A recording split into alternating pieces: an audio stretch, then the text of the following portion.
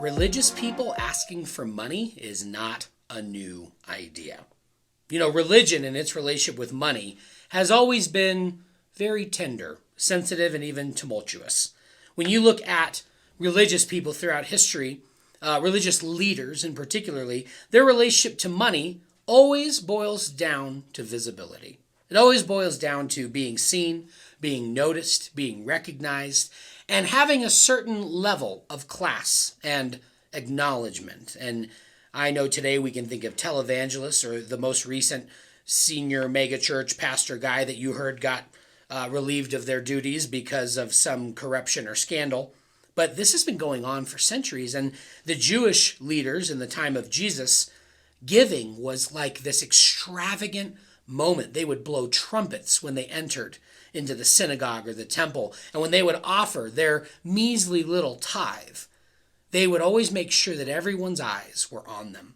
And that's what makes the story we find today in Luke chapter 21 so interesting. Is it says in Luke 21, as Jesus looked up, as they was watching people, the rich, putting their gifts into the temple treasury, he also saw a poor widow. She put in 2 very small copper coins. He said about this woman, "Truly I tell you, this poor widow has put in more than all the others." Now, Jesus, I know that you're smart.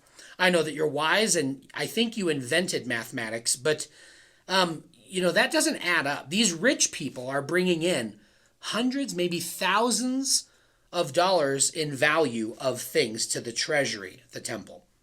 And yet this woman only put in 2 copper coins. I don't think you have to be a mathematician to notice that that number is off, but Jesus says she gave more than the others.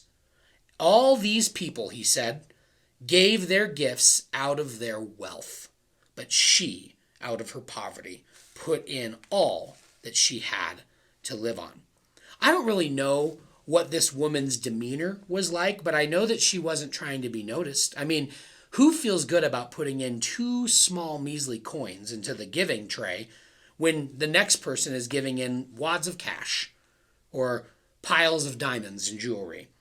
This woman was doing what she felt was right. She's a faithful giver. She didn't ask the question of whether she could afford it. She didn't ask the question of whether or not being generous today was the right idea. She just felt like she had to.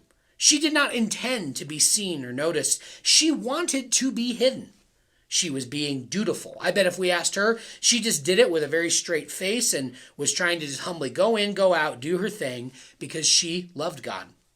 But this woman, amongst all the other wealthy people in the room, she became one of Jesus's sermons. Can you imagine if one day you were reading the Bible and you got to tell your grandkids, hey, that story that Jesus just told about that woman, that was me. That was me. Imagine becoming an example that Jesus Christ could use to teach other people. Come on. That's the highest honor. Imagine that. Jesus uses her as an example to teach people how to follow him. Can Jesus do that with your life today? Is your generosity a living example that God can use to teach others? What does your life model for those who are watching you? And make no mistake, someone is watching you.